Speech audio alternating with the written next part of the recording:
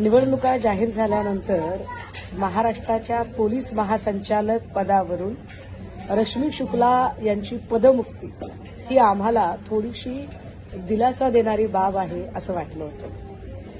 कदाचित महाराष्ट्रातल्या निवडणुका अत्यंत निर्भय आणि निष्पक्ष वातावरणात आता संपन्न होणार आहेत असंही आम्हाला वाटत होतं.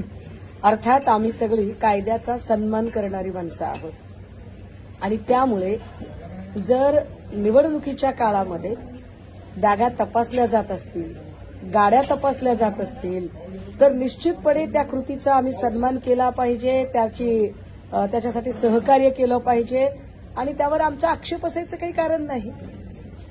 परंतु जर तुम्ही आमच्या बॅगा तपासत असाल तर according to Indian constitution article 14 everyone is equal before law, कायद्यासमोर सगळे सारखे आहेत.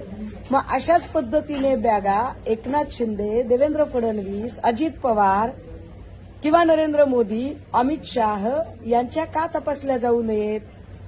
तुम्ही आमच्या बॅगा तपासायच्या तपासा, आम्ही कायद्याचा सन्मान करतो, आम्ही त्याचं सहकार्य करायला तयार असू. पण मग या इतर लोकांच्या बॅगा का तपासल्या जात नाही? हा पक्षपातीपणा कायदा सुव्यवस्था राखणाऱ्या आणि निवडणूक आयोग नावाची यंत्रणा चालवणाऱ्या त्या तमाम प्रशासनीय यंत्रणेकडून का बरं व्हावा? कारण तुम्ही ज्यांची बॅग तपासलेली आहे ती व्यक्ती या राज्यातील एक अत्यंत महत्वाची व्यक्ती आहे, या राज्याचे मुख्यमंत्री म्हणून ज्यांनी काम बघितलेलं आहे, या अर्थाने महाराष्ट्र राज्याची एका अत्यंत नामांकित आणि प्रतिष्ठित व्यक्तीची बाग तुम्ही जेव्हा तपासायला घेता त्यावेळेला तुम्ही निश्चितपणे फक्त एका पक्षप्रमुखाचा, त्या पक्षातल्या अनुयायांचा नाही तर या राज्यात त्यांना मानणाऱ्या त्या सगळ्या लोकांचाही अपमान करता आणि वरून मखलाशा केल्या जातात.